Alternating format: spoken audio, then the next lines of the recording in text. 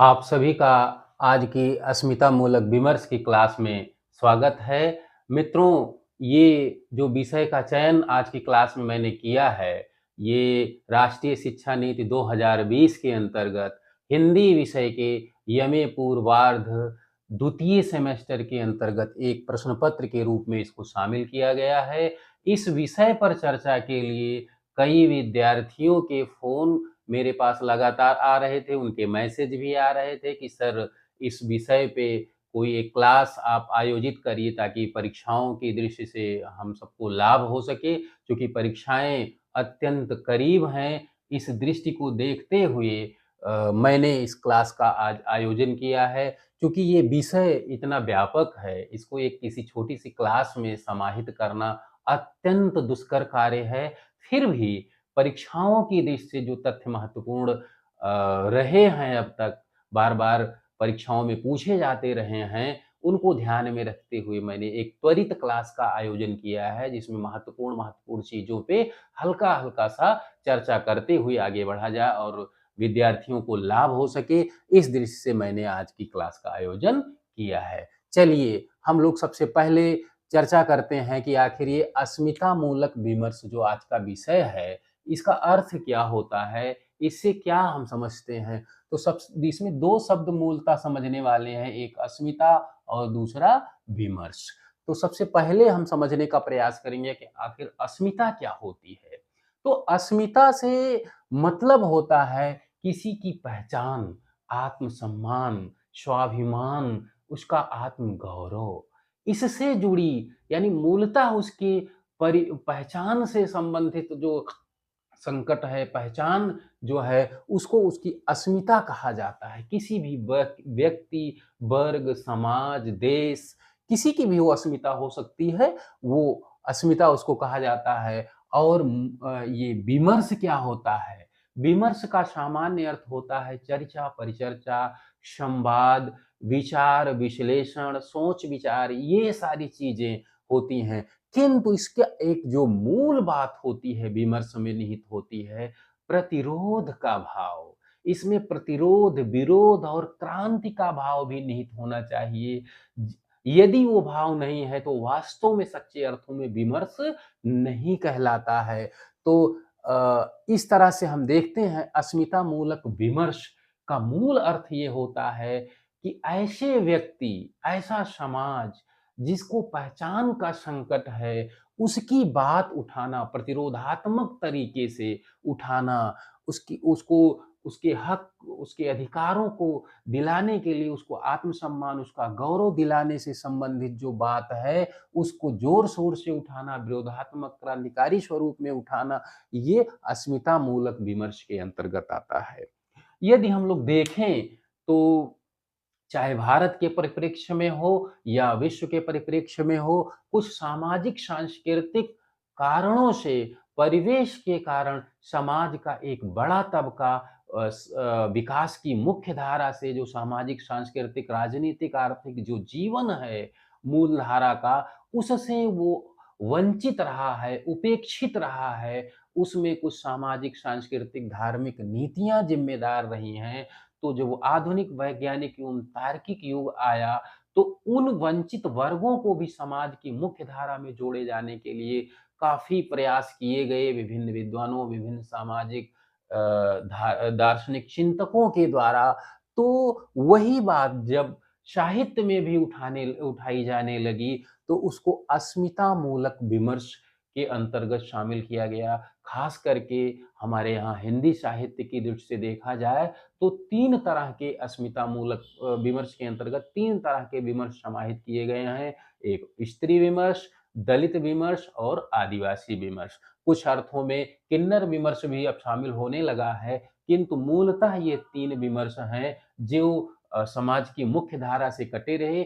इनको ज़ोर-शोर से इनके अधिकारों, इनके हकों, इनके आत्मसम्मान, आत्मगौरव की लड़ाई के लिए इस पे विचार-विमर्श किया जाता रहा है। तो एक प्रश्न पत्र के रूप में रखा गया है एमए पूर्वाध द्वितीय सेमेस्टर में। इसमें 3 विमर्शों को स्थान दिया गया है, स्त्री विमर्श, दलित विमर्श, आदिवासी विमर्श।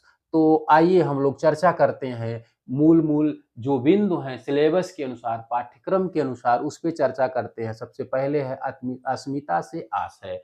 अस्मिता से आशय होता है पहचान, आत्मसम्मान, स्वाभिमान, अपनी सत्ता का भाव। यानी किसी व्यक्ति में, किसी वर्ग, समाज, देश में यदि उसकी पहचान का संकट उत्पन्न हो गया है तो उसमें पहचान दिलाना, उसको पहचान दिलाने का प्रयास करना, उसके आत्मसम्मान को, खोए हुए आत्मसम्मान को दिलाना, उसमें स्वाभिमान और सत्ता का भाव जगाना ही अस्मिता कहलाता है। अब ये अस्मिता इसी वाले टॉपिक में एक विषय है भूमंडलीकरण।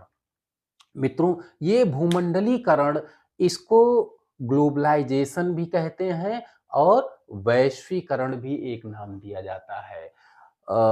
भारत की ये वैश्व जो भूमंडलीकरण का विचार है, इसमें मूलतः आर्थिक भाव निहित है। व्यापारिक उद्देश्य से विभिन्न देशों में एकीकरण की जो भावना है, उसको मूलतः भूमंडलीकरण या ग्लोबलाइजेशन या वैश्वीकरण कहा जाता है। इसमें ये भाव निहित है कि ये ग्लोबल गांव की जो भावना है वो रूपायित होती है, साकारित होती है। तो मूलतः इसका उद्देश्य था आर्थिक एकीकरण। आर्थिक दृष्टिकोण से, व्यापारिक दृष्टिकोण से इस विश्व के जब विभिन्न देश एक दूसरे के करीब आए और आर्थिक संबंध स्थापित हुए, तो उस भावना को, उस प्रणाली को भूमंडलीकरण नाम दिया गया। किंतु वो आर्थिक रूप से ही सही जुड़ाव महसूस किए, तो सामाजिक सांस्कृतिक आदान प्रदान की प्रक्रिया भी हुई। तो इस सामाजिक सांस्कृतिक आदान प्रदान की प्रक्रिया के कारण जो समाज का वंचित वर्ग था, जो अपनी अस्मिता के संकट से जूझ रहा था, उसको भी कई तरह से समानता का भाव मिला और कई तरह से उसके अधिकारों की भी सुरक्षा हो सकी। उस पे मूलतः ये है कि जब विभिन्न प्रकार के उद्योग धंधे इत्यादि बढ़ने लगे, रोजगार के साधन बढ़ने लगे, आर्थिक संसाधनों में वृद्धि हुई, तो जो समाज का वंचित वर्ग था वो भी आर्थिक रूप से सक्षम होने लगा, उसको भी पर्याप्त मात्रा में रोजगार मिलने लगा और शहरों में विभिन्न संस्कृतियों से मेल मिलाप उसका बढ़ा, तो धीरे धीरे उसको भी अपने हक अधिकार की विषय में चेतना जागृत हुई और वो भी अपने अधिकार की बात करने लगा। इस तरह से भूमंडलीकरण की नीति जो है, वो भी अस्मिता मूलक विमर्श का एक अंग रही है और जो समाज का वंचित तबका है, उसके उन्नयन में यह भी सहायक रही है। और खास करके भारत की दृष्टि से देखा जाए तो भारत में भूमंडलीकरण की नीति सन 1991 में अपनाई गई और उसी के साथ-साथ उदारीकरण और निजीकरण की भी नीति अपनाई गई। इसको शॉर्ट फॉर्म में एलपीजी की नीति भी कहा जाता है। एलपीजी, लिबरलाइजेशन, प्राइवेटाइजेशन और ग्लोबलाइजेशन, ये 3 तरह की नीति। कारण यह है कि सन 1991 के पहले भारत की अर्थव्यवस्था एक बंद अर्थव्यवस्था थी। इस तरह से कि भारत बाहरी किसी देश से आयात निर्यात या किसी तरह का उस तरह से मतलब बाहरी देश के जो कंपनियां हुआ करती, आयात निर्यात तो करता ही था लेकिन बाहरी देशों की कंपनियों को इजाजत नहीं थी यहाँ आकर के उद्योग धंधा लगाने की। लेकिन जब 1991 में, 1990-91 में खाड़ी संकट आया, ईरान इराक युद्ध हुआ और उसमें तेल संकट उत्पन्न हुआ, भारतीय अर्थव्यवस्था उससे डगमगाई और जो यहाँ का सरकारी सेक्टर था खास करके, वो जितना परफॉर्मेंस उसको करना चाहिए था, वो नहीं कर सका।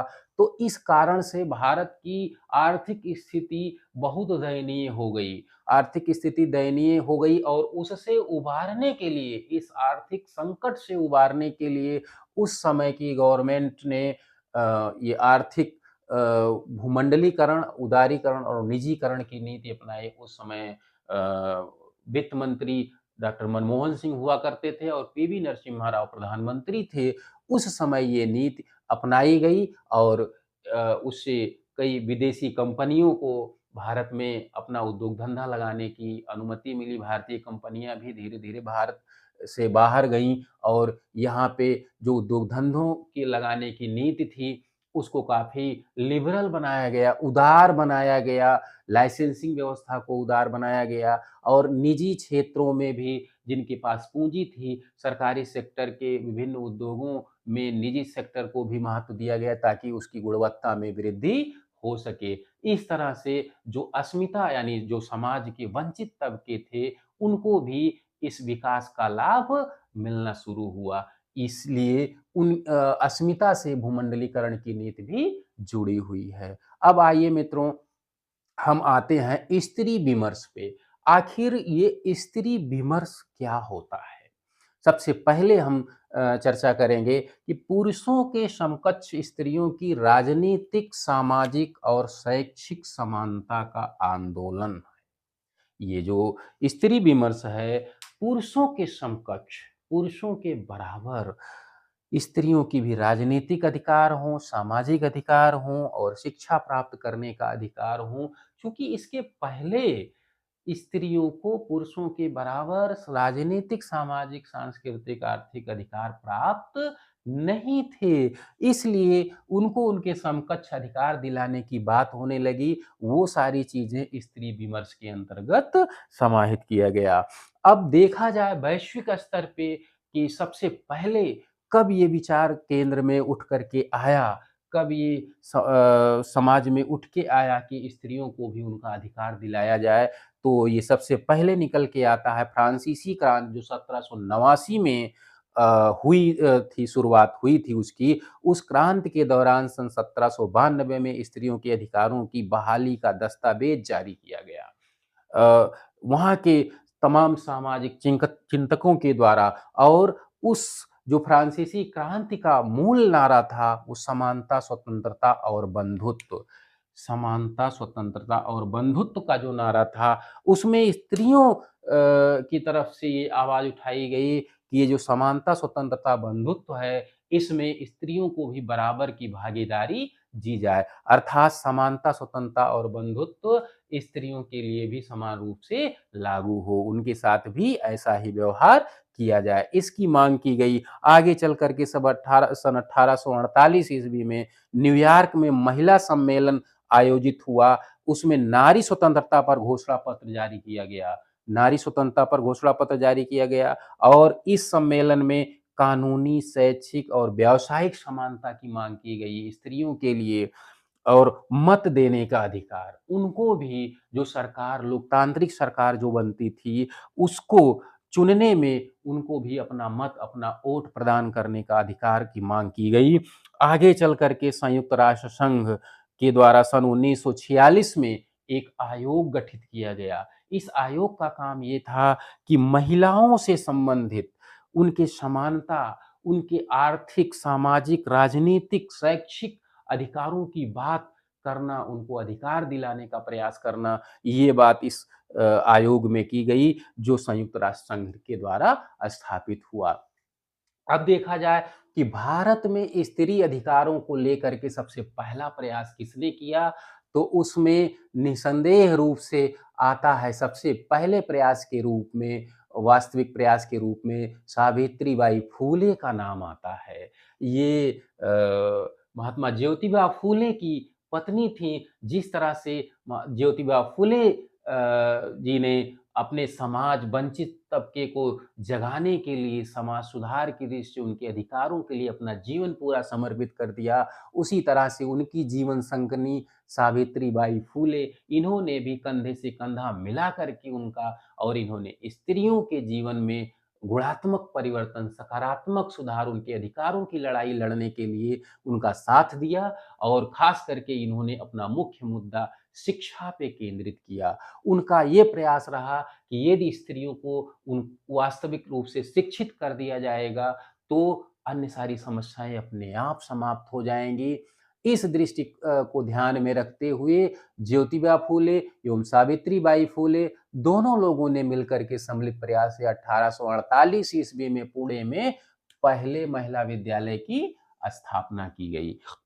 और इनको भारत की प्रथम महिला शिक्षिका के रूप में भी स्थान दिया जाता है। जब पहली बार इन्होंने स्कूल में अध्यापन कार्य करना शुरू किया तो तमाम तरह की अड़चनें इनके मार्ग में आईं। लोग इनको तमाम तरह से प्रताड़ित करते थे, इनको स्कूल पहुँचने पर कीचड़ फेंका जाता था, तमाम संकटों का सामना करते हुए लोग इनके विद्यालय में पढ़ाने के लिए शिक्षक नहीं आते थे। उनको तमाम तरह से समाज से ताने और प्रतिरोध का सामना करना पड़ता था, किंतु उनकी जो जीवटता थी, जो जिजीविषा थी, तो अंततो गत्वा स्त्रियों को अधिकार, शिक्षा का अधिकार दिला के ही छोड़ी। और वहाँ से शुरू होता है भारत में स्त्री शिक्षा, स्त्री अधिकारों के उन्नयन की बात। इसके पहले भी होता था, ऐसा नहीं है छोटे-छोटे स्तर पे, लेकिन शिक्षा का जो एक औपचारिक रूप से जो आंदोलन चला, वो यहाँ से माना जाता है विद्वानों के द्वारा। अब हम लोग देखते हैं कि स्त्री विमर्श का जो साहित्य है, अर्थात साहित्य में स्त्री विमर्श कब से आया, इस संदर्भ को देखते हुए विद्वानों में, विभिन्न विद्वानों में मतभेद की स्थितियां हैं। विद्वानों का मत है कि किसी एक विशेष स्थान से उसकी शुरुआत नहीं मानी जा सकती है, क्योंकि एक विशेष केंद्र नहीं निर्धारित किया जा सकता है उस आंदोलन के शुरू होने का। तो विभिन्न विद्वानों ने अपने-अपने अनुसार इसको व्याख्यायित किया है। साहित्य में स्त्री विमर्श का प्रारंभ कुछ लोग सन 1949 में सिमोन द बुआ की पुस्तक द सेकेंड सेक्स के प्रकाशन से माना है। सिमोन द बुआ ये प्रमुख चिंतक थे, वो थे स्त्री विमर्श को लेकर के। इनकी जो पुस्तक 1949 में प्रकाशित हुई द सेकेंड सेक्स, इससे उसकी शुरुआत मानते हैं कुछ लोग। बाद में द सेकेंड सेक्स पुस्तक का हिंदी अनुवाद प्रभा खेतान ने स्त्री उपेक्षिता नाम से किया है, जो बहुत महत्वपूर्ण पुस्तक है। द सेकेंड सेक्स ये विभिन्न परीक्षाओं में पूछा गया है। इसका प्रकाशन वर्ष भी इम्पोर्टेंट है और इसके रचयिता भी इम्पोर्टेंट हैं। इसको आप लोग बहुत ध्यान से देख लीजिएगा। और कुछ विद्वान मानते हैं मैरी एलमैन की पुस्तक थिंक अबाउट वीमन, यानी स्त्रियों के बारे में सोचना, औरतों के बारे में सोचना, इस पुस्तक के प्रकाशन 1968 में हुआ। कुछ लोग यहाँ से उसकी शुरुआत मानते हैं साहित्य में स्त्री विमर्श की। और कुछ लोग वर्जीनिया वुल्फ की पुस्तक ए रूम ऑफ वंस ओन, अपना निजी कक्ष, यहाँ से उसकी शुरुआत मानते हैं। तो फिलहाल ये माना जाता है कि इसी सदी में, यानी 20वीं सदी के उत्तरार्ध में या 20वीं सदी के मध्य से स्त्री आंदोलन केंद्र में आना शुरू हुआ, धीरे-धीरे वहाँ से आगे बढ़ना शुरू हुआ। आइए अब आप लोगों को खास करके जो एमए द्वितीय सेमेस्टर में जो अस्मितामूलक विमर्श का प्रश्न पत्र है, उसमें स्त्री विमर्श के अंतर्गत 4 महिला साहित्यकारों को स्थान दिया गया है। मन्नू भंडारी, प्रभा खेतान, रमणिका गुप्ता, मैत्रेयी पुष्पा। तो बहुत विस्तार में ना जाते हुए, चूँकि विस्तार में जाने का समय भी नहीं है और बहुत लंबी वीडियो हो जाएगी, इसलिए हम पॉइंट के अनुसार सबसे पहले मन्नू भंडारी जी के विषय में चर्चा करते हैं। इन परीक्षाओं की दृष्टि से जो महत्वपूर्ण तथ्य हैं इनसे रिलेटेड, उन पे हम लोग चर्चा करते हैं। तो मन्नू भंडारी जी का जन्म 3 अप्रैल 1931 में मध्य प्रदेश के मंदसौर जनपद के भानपुरा गांव में हुआ था। मंदसौर जनपद भानपुरा गांव में हुआ था। इनके बचपन का नाम महेंद्र कुमारी था। बचपन का नाम इनके महेंद्र कुमारी था और इन्होंने शादी किया था राजेंद्र यादव जी के साथ। एक महान साहित्यकार, आलोचक थे। इनका साहित्य की दुनिया में, खास करके हिंदी साहित्य में, एक जाना माना नाम है। ये इनके पति थे। इनके साथ शादी हुई थी। इनकी मृत्यु 15 नवंबर 2021 में, अभी बहुत ज़्यादा समय नहीं बीता है, इनकी मृत्यु हुई। इन्होंने स्त्री साहित्य, स्त्री विमर्श के साहित्य को हिंदी साहित्य में चरमोत्कर्ष पर पहुंचाने में बहुत योगदान दिया। खास करके ये कथाकार के रूप में काफ़ी चर्चित रहीं। इनकी कहानियाँ, इनकी उपन्यास काफ़ी चर्चित रहे।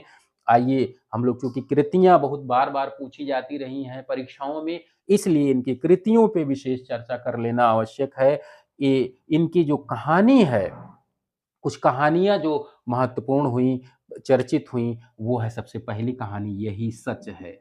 यही सच है, ये इनकी सबसे चर्चित कहानियों में मानी जाती है। ये सन 1966 में प्रकाशित हुई। इस कहानी का मूल विषय है कि जो वर्तमान समय में जो युवा है, वो अपने प्रेम संबंधों को लेकर के ऊहापोह की स्थिति में है। वो निर्धारित नहीं कर पाता कि कौन-सा प्रेम सच्चा है, कौन-सा प्रेम सच्चा नहीं है, और गलत प्रेम प्रसंगों में पड़ कर के उसका जीवन नारकीय हो जाता है। तो इसमें इस कहानी के माध्यम से मन्नू भंडारी जी ने अपने युवा पीढ़ी को एक मार्गदर्शन देने का प्रयास किया है। उन्होंने अपनी इस कहानी में ये स्पष्ट करने का प्रयास किया है कि जो किशोरावस्था का जो आवेग है, किशोरावस्था के आवेग में जो प्रेम संबंध बनते हैं, वो सच्चे प्रेम संबंध होते हैं, या जो युवावस्था की परिपक्वता के बाद, परिपक्वता की स्थिति में जो प्रेम संबंध बनते हैं, उसमें सच्चाई होती है। इन्हीं 2 प्रेम संबंधों में अंत में एक निष्कर्ष पर पहुँचने का उन्होंने प्रयास किया है कि जो परिपक्व अवस्था में, युवावस्था की परिपक्व अवस्था में प्रेम संबंध बनते हैं, वास्तव में वही सच्चे प्रेम संबंध होते हैं, और इसीलिए उसी तरह से इस कहानी का शीर्षक भी उन्होंने रखा है, यही सच है। ये कहानी इतनी ज़्यादा चर्चित हुई थी, इस पे फ़िल्म भी बनी, रजनीगंधा नाम से। रजनीगंधा नाम से फ़िल्म बनी, ये पूछा भी गया है, कई बार परीक्षाओं में पूछा गया है। रजनीगंधा फ़िल्म बनी थी, और ये उस समय की सर्वश्रेष्ठ फ़िल्मों में समाई थी। सन 1974 में इसे सर्वश्रेष्ठ फ़िल्म का सम्मान भी मिला था। तो आप जान सकते हैं इससे कि यही सच है, ये कहानी कितनी महत्वपूर्ण है। आगे जो अगली जो कहानियाँ हैं इनकी, जो चर्चित रही हैं, मैं हार गई, एक प्लेट सैलाब, अकेली, ये कहानियाँ रही हैं। अब इन्होंने उपन्यासों का भी कई उपन्यासों का भी की रचना की। उसमें देखिए महाभोज उपन्यास, महाभोज सन 1979 में प्रकाशित हुआ। इस उपन्यास में खास करके नौकरशाही और राजनीतिक क्षेत्र में जो भ्रष्टाचार व्याप्त है, उसके परिणाम स्वरूप आम जनता की ज़िंदगी कैसे नारकीय, कैसी दयनीय स्थिति में पहुँच जाती है, आम जनजीवन कैसे त्रस्त हो जाता है नौकरशाही और राजनीति के क्षेत्र के भ्रष्टाचार के कारण, उस पे विस्तार से इस पे प्रकाश डाला गया है। इनका अगला उपन्यास है आपका बंटी। ये भी काफ़ी चर्चित उपन्यास रहा है इनका। ये सन 1971 में प्रकाशित हुआ। इसमें इस बात की चर्चा की गई है कि जो वैवाहिक संबंध विच्छेद होता है, विवाह विच्छेद की जो समस्या है, विवाह विच्छेद के बाद जो संतान होती है, जो बच्चे होते हैं, उनको कैसे मनोवैज्ञानिक, सामाजिक, सांस्कृतिक समस्याओं का सामना करना पड़ता है, उनके व्यक्तित्व निर्माण में किस तरह से समस्याएँ आती हैं, किन-किन संकटों से वो गुज़रते हैं, उस बात को विस्तार के साथ आपका बंटी उपन्यास में व्यक्त करने का प्रयास किया है इन्होंने। अब अगला जो उपन्यास है महत्वपूर्ण उनका, 1 इंच मुस्कान।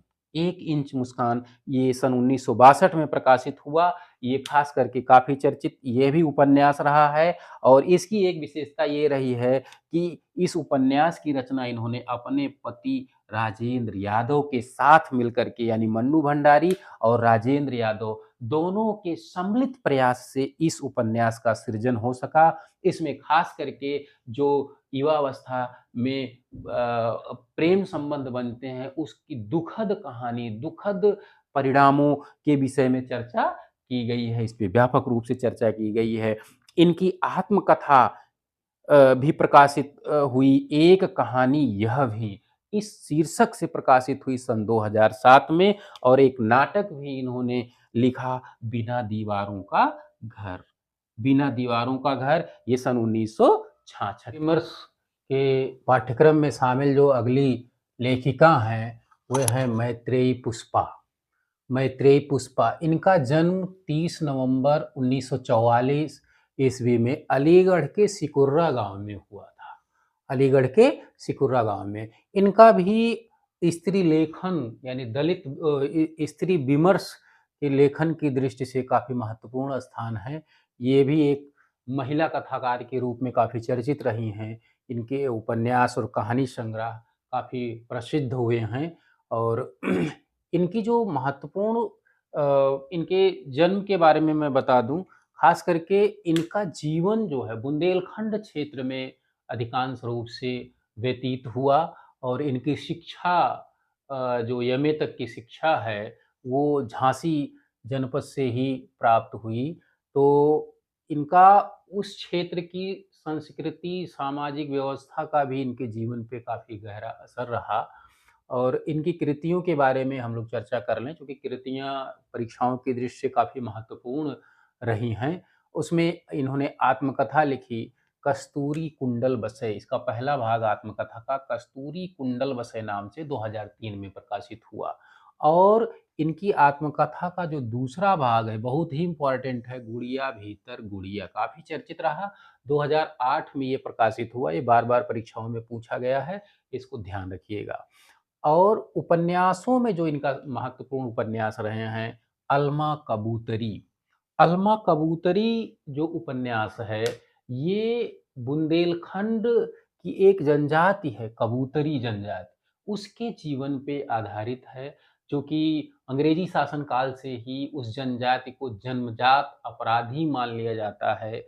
जैसे किसी समाज के जब ज़्यादा मात्रा में लोग अपराधी होने लगते हैं, तो निश्चित रूप से एक आकलन कर दिया जाता है कि वो जाति या जनजाति अपराधी किस्म की है। लेकिन कुछ लोगों के अपराधी हो जाने से किसी जाति के संपूर्ण समाज को ही अपराधी घोषित कर दिया जाए, तो ये काफ़ी पीड़ादायक होता है। तो वही बात यहाँ उस समस्या को उठाया है कि कोई भी जनजाति पूरी तरह से अपराधी नहीं हो सकती है, उस समस्या को इसमें इन्होंने उठाया है, मैत्रेयी पुष्पा जी ने। और अगला जो उपन्यास है उनका, बेतवा बहती रही। बेतवा बहती रही, बेतवा वास्तव में एक नदी है, वहाँ जो बुंदेलखंड में बहती है, वो इस नदी के माध्यम से इन्होंने स्त्री जीवन के संघर्ष को चित्रित किया है अच्छी तरह से। इसके माध्यम से उन्होंने बताना चाहा है, शीर्षक के माध्यम से, जिस तरह से एक नदी विभिन्न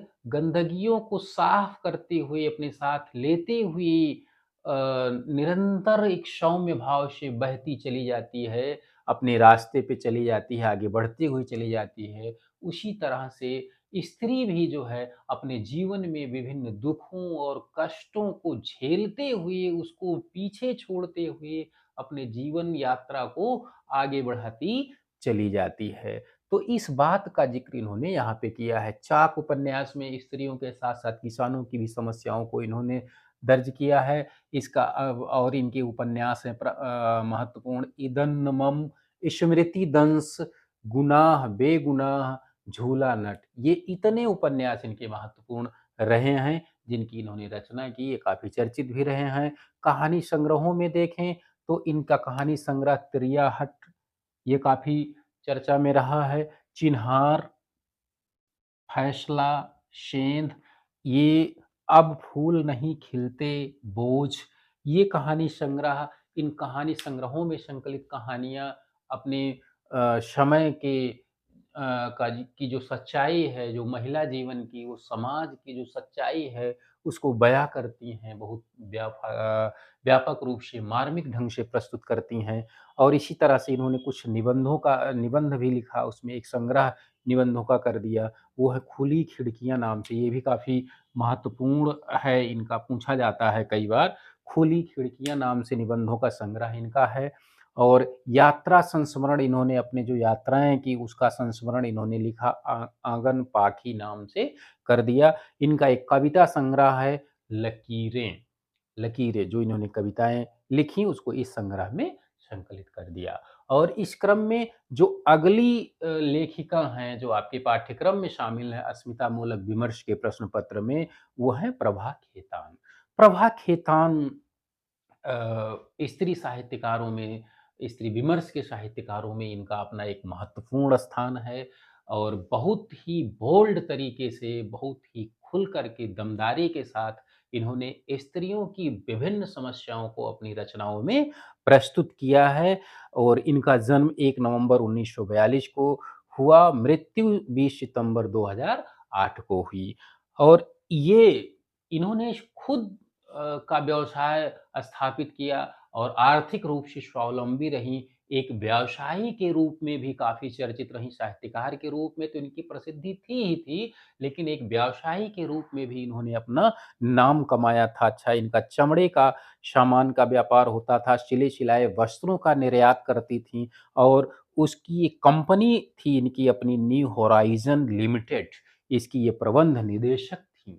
अब देखिए स्त्रियों को जो कहा जाता है कि कमज़ोर होती हैं, इन्होंने वो साबित करके दिखाया कि और जबकि इनके जीवन में बहुत सुखद स्थितियाँ भी नहीं रहीं, तमाम तनाव से टूटती भी रहीं, उसके बाद भी पुरुषों के समान बल्कि पुरुषों से कहीं ज़्यादा आगे बढ़ कर के व्यावसायिक क्षेत्र में इन्होंने सफलता हासिल की और एक प्रसिद्ध नारीवादी चिंतक तथा साहित्यकार के रूप में भी अपने आप को स्थापित किया और उस लड़खड़ाते हुए जीवन में भी चूँकि इनके पिताजी की असामयिक मृत्यु बहुत बचपन में ही इनकी मृत्यु हो गई थी, तो परिवार की ज़िम्मेदारी भी काफ़ी थी, उसको इन्होंने निभाया। अगला जो इनका योगदान है फ्रांसीसी रचनाकार सिमोन द बुआ की जो पुस्तक है द सेकेंड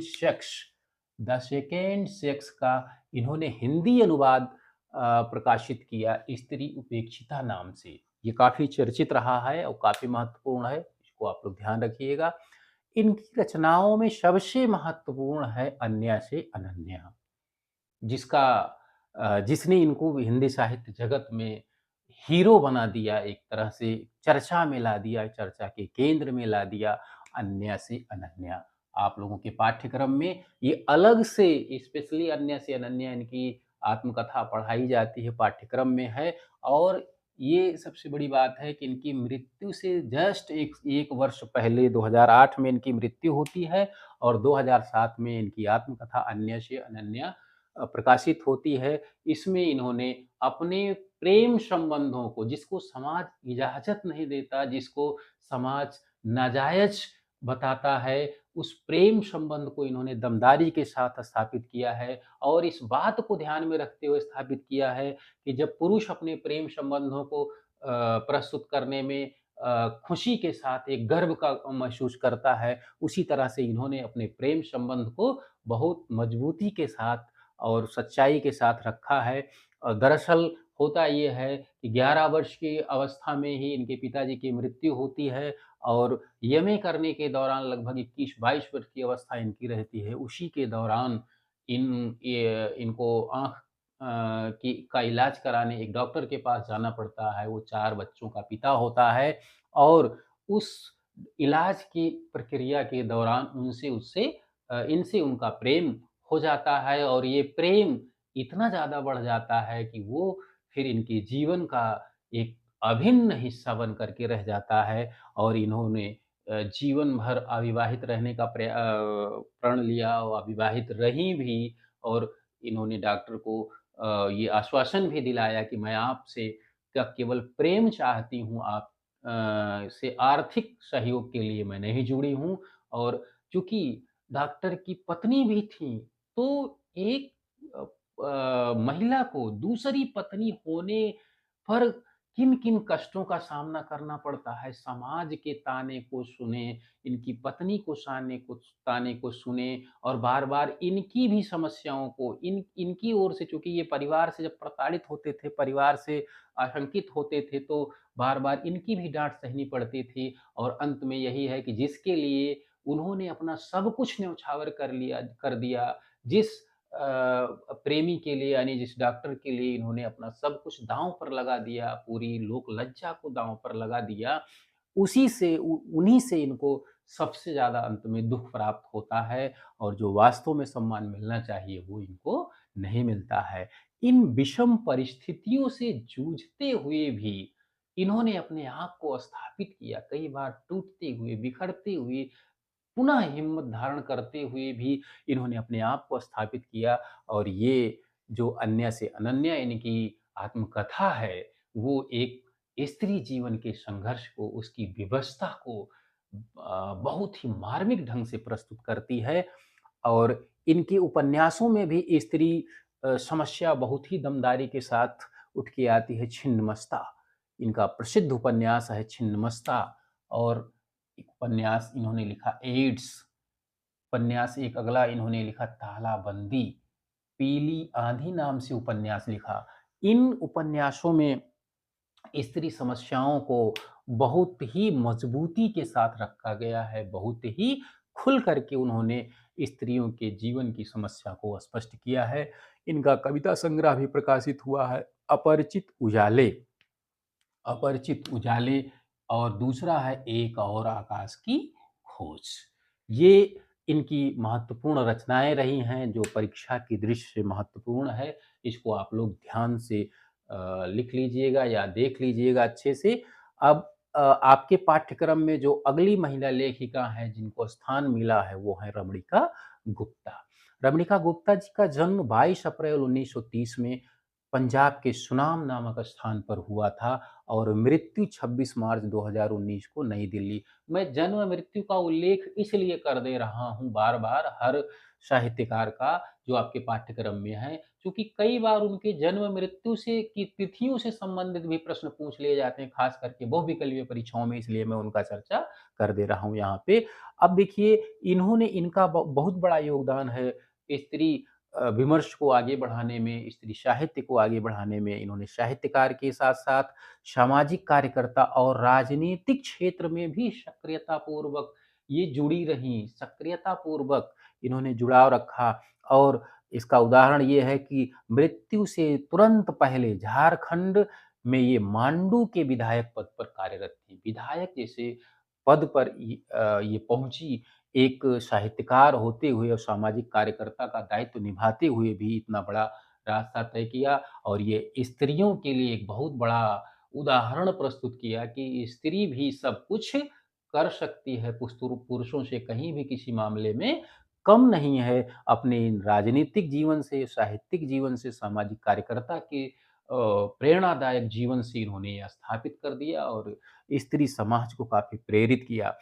इन्होंने एक महत्वपूर्ण पत्रिका, त्रैमासिक पत्रिका का प्रकाशन किया, संपादन किया। ये काफ़ी महत्वपूर्ण है, बार-बार परीक्षाओं में पूछा गया है। युद्धरत आम आदमी।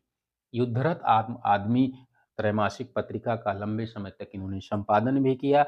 इनकी आत्मकथा है, कृतियों में आत्मकथा आप हुदरी, ये विभिन्न परीक्षाओं में आप हुदरी पूछी गई है और आत्मकथा का दूसरा भाग है हादसे। इसको भी आप लोग ध्यान दे दीजिएगा। इनका उपन्यास है सीता मौसी। सीता मौसी नाम से इन्होंने उपन्यास लिखा और इनकी अन्य रचनाएँ हैं आदिवासी अस्मिता का संकट, आदिवासी अस्मिता का संकट और दलित हस्तक्षेप। इसमें खास करके इन सब क्षेत्रों में जो महिलाओं की समस्या रही है, दलितों, आदिवासियों की जो समस्या रही है, उसको बहुत ही क्रमबद्ध, व्यवस्थित ढंग से इन्होंने अपने रचनाओं में प्रस्तुत किया है और अपने खुद के जीवन से भी एक उदाहरण प्रस्तुत किया है कि महिलाओं के जीवन में पुरुषों से कम उत्तरदायित्व तो नहीं होता, पुरुषों से कम क्षमताएँ नहीं होती, वो भी सब कुछ स्त्री विमर्श संबंधी अन्य जो रचनाएँ हैं, उनका मैंने यहाँ संकलन कर लिया है। बार-बार जो विभिन्न परीक्षाओं में पूछी जाती रही हैं, आपकी परीक्षा की दृष्टि से काफ़ी महत्वपूर्ण हैं ये रचनाएँ। इसमें हम एक-एक करके थोड़ी-थोड़ी चर्चा करते हैं। इससे पहली रचना है स्वागत है बेटी। विभा देवसरे की ये रचना है और इसमें इन्होंने एक बेटी के संदर्भ में यानी एक बालिका के संदर्भ में जो-जो भावनाएँ हो सकती हैं, वो इन्होंने यहाँ पे व्यक्त किया है।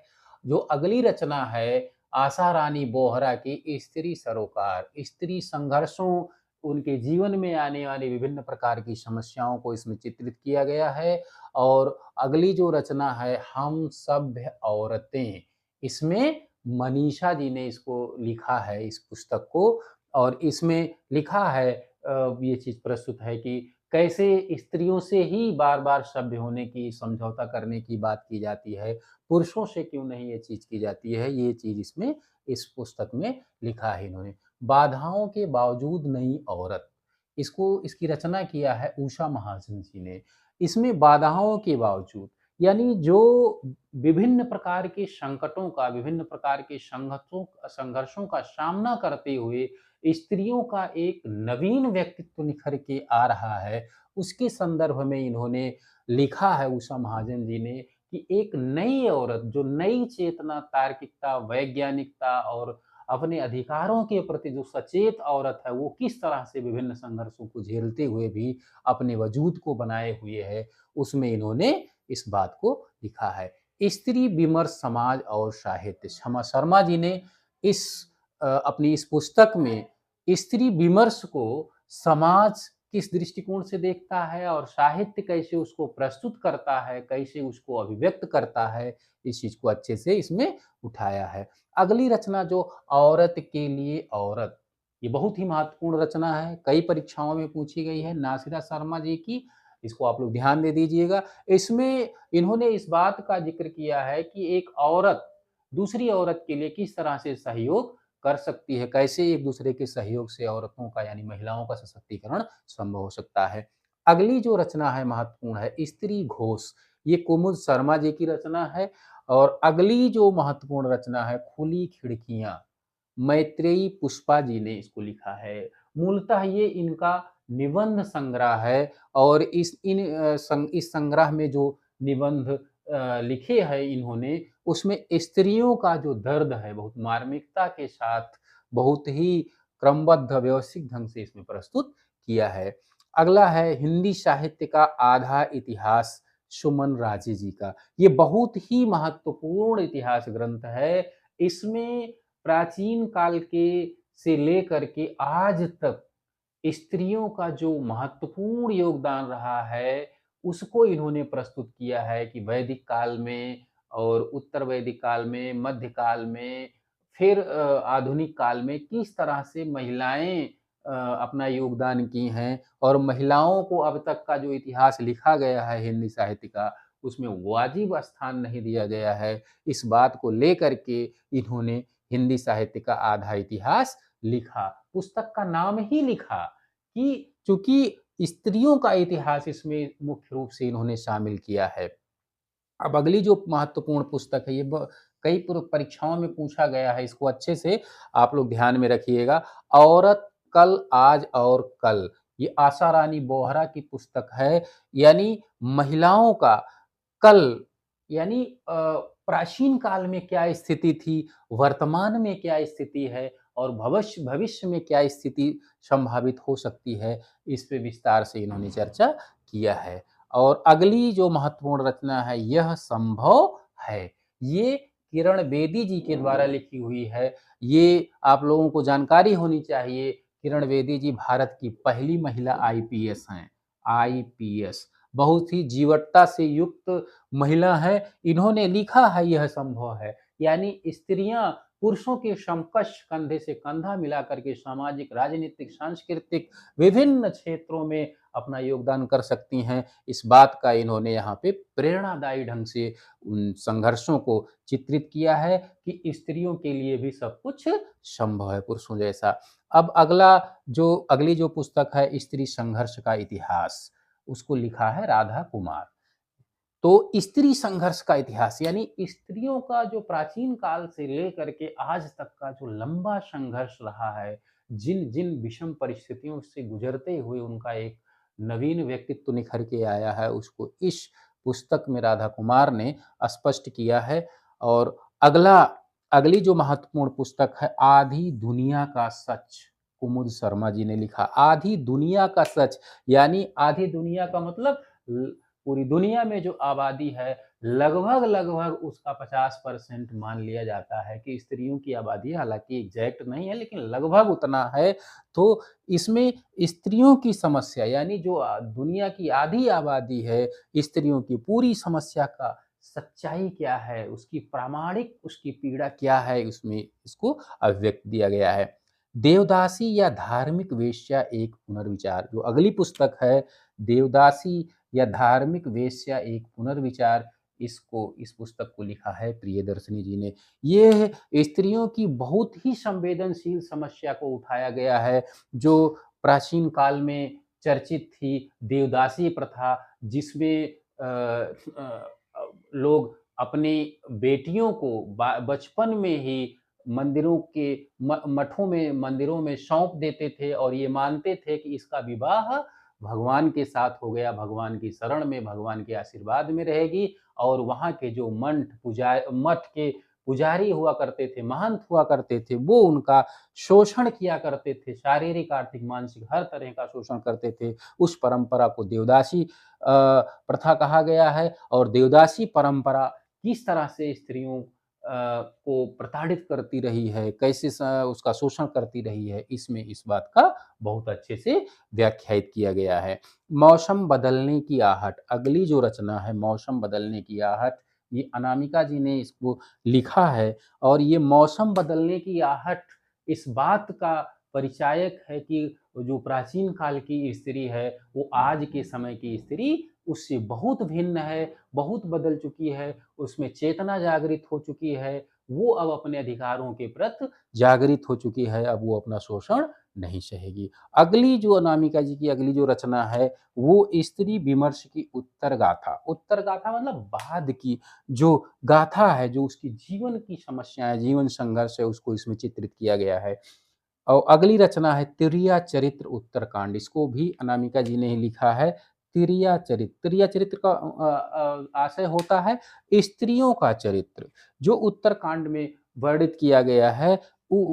यानी स्त्री चरित्र का जो उत्तरी उत्तरी भाग, बाद का भाग जो है वो इसमें अनामिका जी ने इसको लिखा है, इस रचना को। जीना है तो लड़ना होगा, वृंदा करार, ये खास करके लेफ्टिस्ट नेता भी हैं, वर्तमान में भी हैं, और इन्होंने स्त्रियों को के लिए एक प्रेरणादायक पुस्तक लिखी है, जीना है तो लड़ना होगा। जैसा कि कहा भी जाता है जीवन एक संघर्ष है, उसी तरह से स्त्रियों को भी अपने जीवन में स्वाभिमान सम्मान प्राप्त करने के लिए संघर्ष करना पड़ेगा, इस बात को इन्होंने इसमें जिक्र किया है। अगला जो मृदुला सिन्हा जी ने लिखा है, ये पुस्तक मात्र देह नहीं है औरत, यानी स्त्री मात्र वस्तु नहीं है, एक देह मात्र नहीं है, उसके साथ एक चेतना, एक जीवटता, एक क्रांतिकारी भावना, एक जीवन को, समाज को, देश को एक दिशा देने की भावना उसमें निहित है,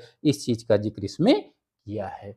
अब देखिए आगे, अगली जो पुस्तक है स्त्री आकांक्षा के मानचित्र, गीताश्री जी ने इसको लिखा है। स्त्री आकांक्षा के मानचित्र, यानी स्त्री किस प्रकार की आकांक्षा रखती है, वो अपने जीवन में क्या चाहत रखती है, क्या इच्छा रखती है, कैसे वो जीवन जीना चाहती है, इसका इस पे बहुत अच्छे से चित्रित किया गया। औरत की बोली, यहाँ भी औरत की महिलाओं की समस्या को अच्छे से उठाया गया है, दर्ज किया गया है।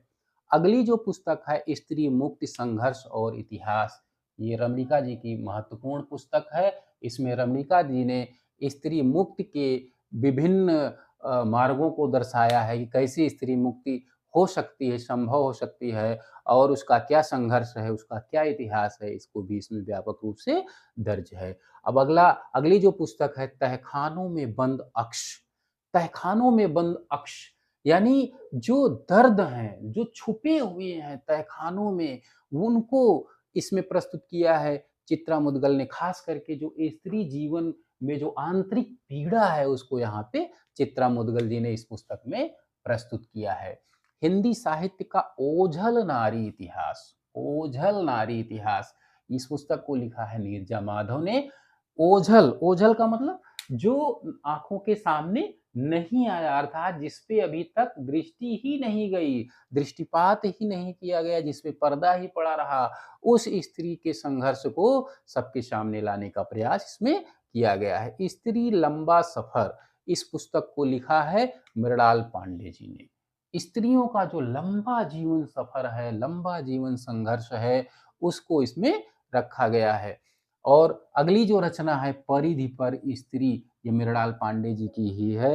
ये बहुत महत्वपूर्ण रचना है कि स्त्री जो है वो परिधि पर है, केंद्र में उसको स्थान नहीं मिल पा रहा है। केंद्र में स्थान तब तक नहीं मिलेगा जब तक वो स्वतः जागृत नहीं होगी। अब अगली जो मृणाल पांडे जी की ही रचना है स्त्री देश की राजनीति से देह की राजनीति तक, इसमें खास करके स्त्रियों का जो राजनीतिक क्षेत्र में, राजनीति के क्षेत्र में उनका जो शारीरिक मानसिक आर्थिक शोषण होता है, खास करके शारीरिक जो शोषण का शिकार हो जाती हैं महिलाएं, उस पे इन्होंने व्यापक रूप से दृष्टि डाली है, व्यापक रूप से उनकी समस्या के उठाया है, कैसे राजनीतिक प्रपंचों में फंसा करके उसका शारीरिक शोषण किया जाता है स्त्री का, और अंत में राजनीतिक लाभ देने की जब बात आती है तो उसको ठोकर मार दिया जाता है। इस तरह से इस पुस्तक में राजनीति के क्षेत्र में स्त्रियों के संघर्ष को बहुत अच्छे से व्यापक रूप से मृणाल पांडे जी ने प्रस्तुत किया है।